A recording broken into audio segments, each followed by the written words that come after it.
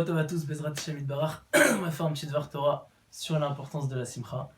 On va essayer de raconter quelques histoires qui sont énormes et qui donnent un moussard, c'est-à-dire une leçon de morale pour toute la vie qui est incroyable. Bezrat Hashem. Première histoire, Rabbi Nachman de Breslev raconte qu'il y avait une personne qui était très pauvre. Son métier c'était quoi? C'était qu'il prenait maintenant sa main, il creusait le sol, avec maintenant la terre qu'il prenait, il faisait de l'argile. Avec cette argile-là maintenant, il faisait des trucs en poterie. On va dire ça comme ça, il les revendait. C'était ça Parnassa. Maintenant, il était très très pauvre. Un jour, Akadosh Baruch Hu parfois décide que certaines personnes ils ont gagné le jackpot. Il vient, il creuse et il trouve un diamant, mais un gros diamant, une boule énorme. Baruch Hashem. Et une boule, un carré quoi. C'était pas vraiment rond, mais bon, il a trouvé un truc énorme. Baruch Hashem. Maintenant, comme il connaissait pas vraiment le prix et tout, qu'est-ce qu'il est parti faire? Il est parti voir un diamantaire pour lui dire comment ça coûte, pour lui demander comment ça coûte. Et dès qu'il est parti, qu'est-ce qui se passe? Le diamantaire, il voit ça, il est étonné et tout. Il lui dit, mais tu sais que c'est un truc de malade. Ce diamant-là, il vaut une valeur extraordinaire, Baruch Hashem. C'est un énorme mazal que tu as eu. Et ça, je te donne un conseil. Change de pays, va peut-être en Angleterre, voir la reine d'Angleterre, tu lui demandes qu'elle te l'achètera. Elle, d'un côté, elle va kiffer parce qu'il est énorme. Mais surtout de deux, tellement qu'il est énorme, qu'ils vont à un prix qui dépasse le plus cher prix d'achat que quelqu'un peut t'acheter dans ce pays-là. C'est-à-dire que personne ne pourra t'acheter dans ce pays-là. Bon, et il se dit d'accord, il faut que je parte en Angleterre. Maintenant, il faut se mettre un peu à l'époque. C'était il y a 300 ans, on va dire. Donc il y a 300 ans, une personne pour partir en Angleterre, c'est pas comme aujourd'hui, on prend l'Eurostar, on passe sous la Manche et tchic-tchac. Non. Lui, il habitait, on va dire, en Allemagne ou un truc comme ça. C'était pas si simple. C'était pas 2 heures d'avion. Fallait qu'ils prennent des chevaux, qu'ils aillent jusqu'au port, et au port qu'ils prennent le bateau pendant des semaines et tout. Bref, c'était très très long. Ce qui se passe, c'est quoi? C'est que ça prenait trop de temps. Et ça coûtait beaucoup d'argent. Donc il s'est dit, il faut que je me bouge et tout. Et maintenant, il n'avait pas beaucoup d'argent. Donc il a vendu sa maison, il a vendu tous ses biens et tout. Et bon, au Hachem, il a réussi à arriver au port. Quand il arrive au port, qu'est-ce qui se passe? Il voit maintenant un capitaine. Et dès qu'il voit le capitaine, il commence à parler avec lui, il tape la discute. Et le capitaine, il lui dit, voilà, qu'est-ce que tu fais dans la vie? Bon, il parle. Et il lui dit, mais tu vas où toi? Il lui dit, moi je vais en Angleterre. Et il lui dit, ah oui, bah c'est super, moi j'ai besoin d'y aller et tout. Et il lui dit, bah alors viens avec moi. Maintenant, mais il lui dit, moi je te dis la vérité, j'ai pas d'argent sur moi liquide. Par contre, j'ai trouvé une grosse boule de diamant, c'était quelqu'un de honnête quoi. Donc il lui dit la vérité, il lui dit, voilà, cette boule de diamant, je vais aller la revendre là-bas à la princesse d'Angleterre, la reine d'Angleterre. Et dès que je vais la revendre, elle, ce qui se passe, c'est quoi? C'est qu'elle me donnera de l'argent, avec cet argent-là, je te paierai. L'autre, il a à peine vu ça, il s'est dit, waouh, celui-là, je vais pouvoir l'utiliser. Donc, je vais le faire entrer gratuit. Un service en un autre. Il n'y a jamais rien qui est gratuit de toute façon. Donc il lui dit, bah viens et tout, t'inquiète pas, je te laisse entrer gratuit dans ma chambre d'hôtel, dans ma chambre de bateau et tout, je te laisse une suite gratuite, viens et tout. L'autre il rentre maintenant, il a une suite gratuite, il est super content, bah au Hachem, ils partent en voyage, ils arrivent à Londres. Et sur le chemin, maintenant qu'ils arrivent à Londres, il a un petit coup de barre, le monsieur qui a le diamant quoi. Et le monsieur qui a le diamant, qu'est-ce qui se passe comme il venait de manger, et qu'en face de lui maintenant il y avait une assiette, il s'est endormi, et avant de se dormir, il a posé le diamant sur l'assiette. Maintenant, donc il est en train de dormir, il est comme ça et tout, il est très fatigué. Et là, ce qui se passe, c'est que le serveur, il vient pour débarrasser. Maintenant, à l'époque, il n'y avait pas les poubelles, c'était il y a 300 ans. Donc, qu'est-ce qui se passe? Tous les trucs sales, il est jeté par-dessus bord. Le serveur, il a vu ni plus ni moins, il n'a pas fait attention à la chose. Il n'a pas fait attention que c'était un diamant, il a pris l'assiette, il a jeté le truc par-dessus bord. Maintenant, il a acheté le diamant. L'autre, il se réveille, il prend conscience de la situation, il devient rouge, blanc, toutes les couleurs. Il pète un câble, mais vraiment, genre. Maintenant, il commence à réfléchir, il se dit, bon, maintenant, on va réfléchir avec le cerveau, avec le cerveau. Qu'est-ce que je fais concrètement parlant? Il se dit, j'ai deux choix. Si là, je vais voir le patron, je lui dis la vérité que j'ai perdu le diamant, bah, vu que je suis pauvre, bah, il va, entre guillemets, me faire payer la place à vie, il va vouloir que je sois marin, il va vouloir que je rame avec lui, que je travaille pour lui pendant des années, et avec ça, je dois me refaire une situation, je vais être à la rue, et c'est une grosse galère. Ou alors, je ferme ma bouche, je dis rien, j'arrive en Angleterre, je laisse passer l'histoire, Akadosh Baruch Hu, il est grand, je vais me refaire une situation si Dieu veut, et je repartirai dans mon pays et à Kol Torah.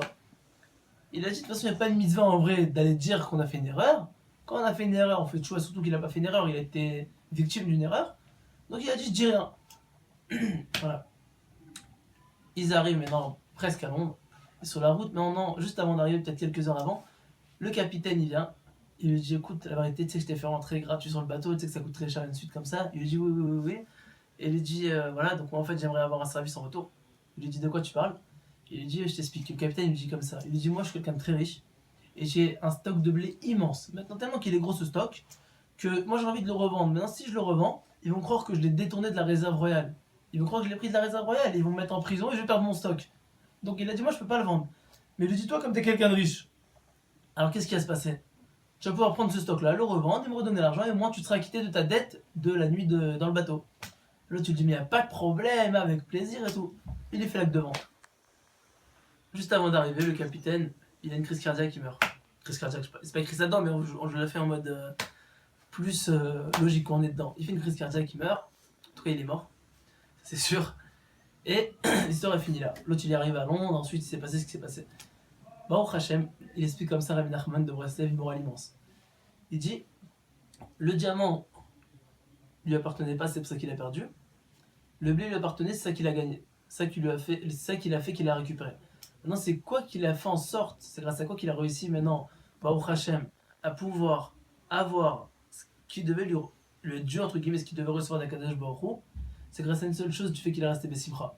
Parce que quand il y a eu l'épreuve, il aurait été triste, il aurait été voir le capitaine, ouais, monsieur le capitaine, vous savez pas ce qui m'est arrivé, il aurait été se plaindre, il aurait été râler, au lieu de dire à Kol et Tova. Quand il serait allé voir le capitaine il serait énervé encore plus contre lui, il aurait été esclave l'autre. Tandis que là, il a rien dit. Non seulement il a, ok, perdu son diamant, mais il a récupéré une quantité de blé et il n'a pas été esclave. Et il précise Rabbi Nachman de Breslev que la quantité de blé, elle valait beaucoup de fois plus que le diamant. C'était une quantité astronomique.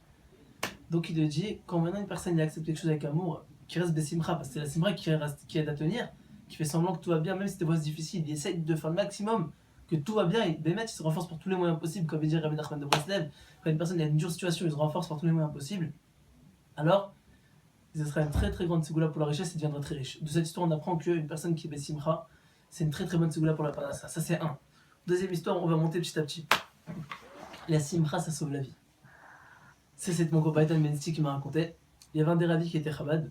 Un des rabbis Chabad, plutôt, j'en sais plus c'est lequel. Et un jour, donc en fait, il y a une mitzvah d'aller voir le Rav pendant les 3 fêtes, les Shalosh Regalim. Maintenant, ce Chabad-là, il est parti voir son rabbi. Et donc, quand il est sur la route pour aller le voir, il y avait une petite histoire, il s'était un peu embrouillé avec sa famille. Et comme il s'était un peu embrouillé avec sa famille, donc il était très très triste. Très très triste. Mais il s'est dit quand même, je vais aller voir le rabbi, on va être avec les chèvres, les amis et tout. On va faire du Fabrengen, on va boire, on va se renforcer, on va faire des divrei Torah, beaucoup d'Itraskout, beaucoup de renforcement. Ça va me redonner du punch, ça va me redonner de la simcha, ça va être magnifique. Et il commence à se réchauffer, à se remonter le moral. Et quand il arrive là-bas, il était toujours triste. Très très très très triste. Ça, il essaie de se remonter le moral, ça marchait pas, il était très très triste. Et là, le rabbi il le voit, il le regarde, il lui dit pars. L'autre il lui dit pardon, il lui dit pars, rentre chez toi. L'autre il ressort, il a une seule envie, c'est de mourir. Il est triste, triste, triste. Il a une tête vraiment le Ramma, l'histoire. Il était vraiment très très mal. Maintenant ses copains ils le voient comme ça, ils lui disent mais qu'est-ce qui se passe, c'est la fête et tout, et toi t'es pas triste, t'es pas heureux, t'es triste, qu'est-ce qui se passe et tout. Et il leur dit bah voilà, moi je suis parti de chez moi pour aller faire la mitzvah d'aller voir le rabbi, je me sens embrouillé avec ma famille. Et je me suis dit que sûrement ça irait mieux, et là qu'est-ce qu'il me dit le rabbi, repars chez moi, repars chez toi. C'est-à-dire je suis doublement triste, moi qui croyais que ça allait être ma délivrance, je suis encore plus triste. Ses copains ils lui ont dit on va pas te laisser comme ça. Ils l'ont pris, ils lui ont dit t'inquiète pas, Kadosh Baruch Hu, il va t'aider, ça va aller, mon frère vient. Ils l'ont pris, ils ont commencé à faire des divrei Torah, à faire des nigounim, ils ont chanté, ils ont mis un peu d'alcool et tout. Et le bébé, tu vas remonter le moral, ils lui ont fait oublier en tout cas la tristesse. Ça lui a remonté le moral. Non, le rabbi il sort, et il le voit. Il dit mais qu'est-ce que tu fais là, je t'ai pas d'entrer chez toi. Il lui dit bah si rabbi, vous m'avez dit, mais quand j'ai vu mes copains ils m'ont vu comme ça leur a fait de la peine, ils ont dit c'est pas possible qu'on le laisse comme ça. Ils ont voulu me remonter le moral, et bah au Hachem, ça a marché. Et il lui dit ça, je vais te dire un truc, il y a un miracle immense qui s'est passé. Quand je t'ai vu, il y avait le malach Hamevet qui rôde autour de toi, ça veut dire que tu allais mourir. Il lui dit je sais pas ce qui s'est passé, mais tu devais mourir.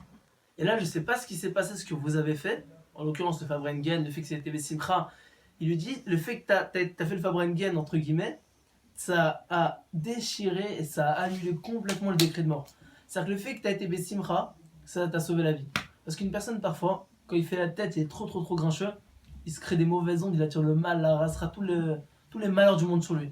Parce qu'entre guillemets, c'est pas Dieu qui dirige le monde. Mais quand une personne il souffre et qu'il est mal, et qui dit quand même Hachem, c'est toi le meilleur, etc., et qui vraiment essaie de se remonter le moral et avoir la mouna à Kadosh Baruch Hu, alors Kadosh Baruch Hu, qu'est-ce qu'il fait? Il est déjà, il lui donne la simcha et il lui enlève toutes les mauvaises choses. Et il essaie de faire réussir le maximum possible. Donc il lui dit, sache que Baruch Hachem te sauve la vie. Donc on voit quoi de là? Première histoire, on avait vu que c'est une grosse ségoula pour la parnassa, des simcha. Deuxièmement,